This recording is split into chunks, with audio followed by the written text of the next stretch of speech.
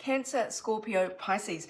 This week there may be an unsettling or upsetting circumstance around you in the domestic sphere. This is the domestic bliss card, but it came out in reverse. And relationships do seem to be heavily emphasized here because the 7th house came out of intimate partnerships, marriage, commitment. The moon there is signifying that this is something very emotional in the way you relate to your significant other. And so it seems like just things are unhappy or uneasy. And, you know, the Lovers card came out just to reiterate that this seems to be the topic. It's about, they're not quite holding hands there. Are we going to keep holding hands, or are we going to join together?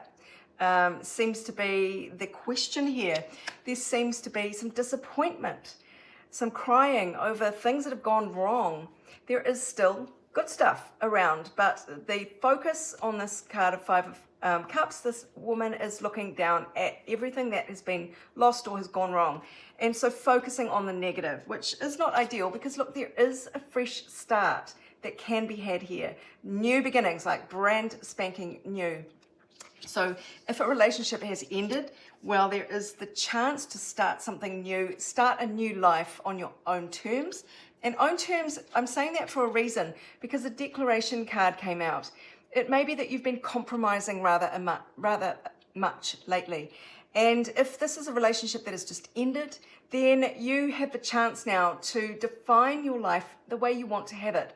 Now, it could be that you are currently in a relationship where things have just taken a bit of a rocky turn. Someone isn't being completely honest, book burning. They're not expressing themselves accurately to you, or they're changing the narrative, gaslighting. You know, it could be quite minor, but it could be, you know, somebody is sort of controlling everything in the way, the story of your relationship. And you're like, no, declaration time, declaration of independence, I always think with this card. So it's having enough of the prevarication, the bullshit, the sort of seeing things in a different way that doesn't quite match with reality. It is time to take a gamble, take a risk, throw the dice and see what happens next. So let's see what else the universe has to say about this for you. Gosh, so what lies ahead seems to be a lot of anxiety or pain from a separation. So that does feel like there is, or just the distance between you both, if you're not broken up. So, but there is a lot of emotional pain here and a lot of worry, a lot of anxiety. But there is something very unusual or unexpected that you are going to do to break out of this, or some circumstance will shake things up externally, because this is my wild card in this tarot deck, which means something's going to come up that you're not really sure about. So energy to lean away from is being the Queen of Cups. Now, you are a water sign. This is your element, cups. And the Queen is beautiful and motherly and pours out the love onto everyone. It feels like, no, see to yourself first. Don't be pouring out onto other people or someone if they, you know, are not, if they're not being exactly truthful, or there is just some kind of deception or just a mismatch in communication that you just can't get across to each other on the same wavelength. Don't give your nurturing to that person. Now, in some instances, there might be another water sign energy for you to keep away from, lean away from. So take it as it resonates for you. But you are, weirdly enough, being urged to lean into this 9 of Swords energy. It's come out again.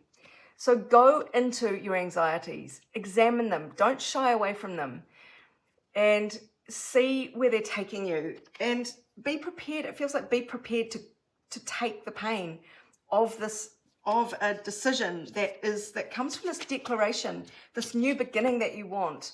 So it feels like maybe renegotiating the emotional terrain of your relationship, even though you might be nervous too, that sort of thing. It's like feel the fear and move towards it seems to be what is coming out here. But I'll go to a different deck, a few more cards here just to get more information. Yeah, so in one way or another, it may be financial, it may be about your stability, but this could be emotional. You might feel rejected, out in the snow, forgotten, forlorn, you know, really with nothing. and you are going to feel very protective of yourself and your energy, maybe even your finances. You might feel nervous and having to cling on to a sense of security for yourself. But the world is going to turn. This is the end of a really big cycle for you, and the ending means you are beginning a whole new cycle. The world, it's just moving into a different environment even. Okay, so it is very much about guarding your resources, guarding yourself. You really are being asked to still your mind, quiet your mind, and examine your fears, but then master them. So you don't want to be driven by your fears. You want to be able to steer yourself in a sensible direction, a positive direction, by acknowledging your fears, because that has come out twice, with the Nine of Swords coming out twice in two different decks, the anxieties and fears. You've got to lean into them, but you've got to master them. So don't try and ignore them. Don't try and push them into your subconscious or pretend they don't exist. Don't gaslight yourself here into thinking that everything is fine and that you can cope with whatever this is. You know, you could be self-gaslighting. Let's not forget.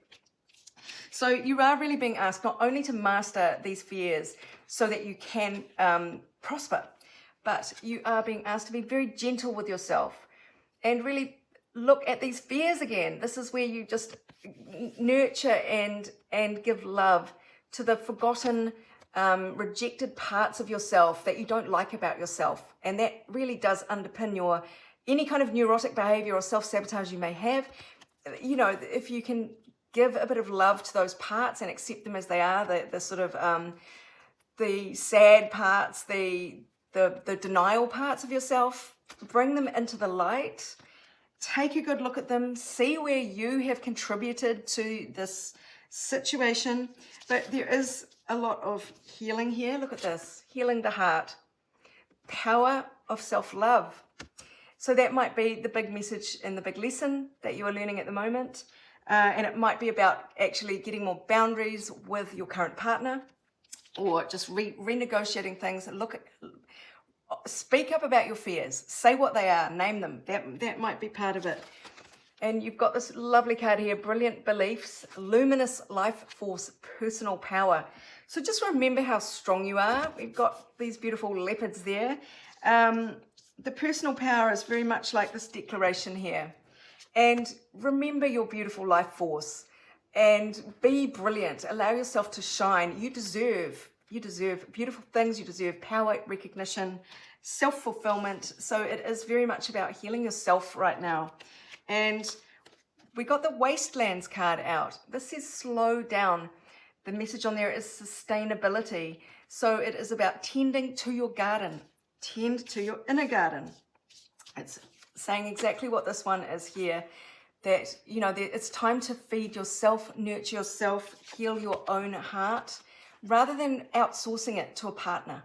That seems to be what it is. And just to end on a really fun note, well, we have Jupiter expanding the 8th house of marital resources, property that you share jointly. It can be sex, death, the mysteries of life, and really grueling transformation, a kind of phoenix transformation. But Jupiter, even though the key word there is manipulation, which may resonate for some of you in this scenario, certainly with the book burning that we had there.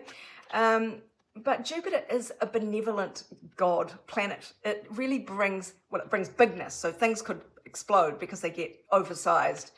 There could be your psyche, the mysteries of life. You know, you might really find some expansion here through this catharsis, through this declaration, which is sort of a transformation, a death and rebirth, if you like. So it will bring benefits to you, but it is very much about hunkering down and nurturing yourself this week, my darlings.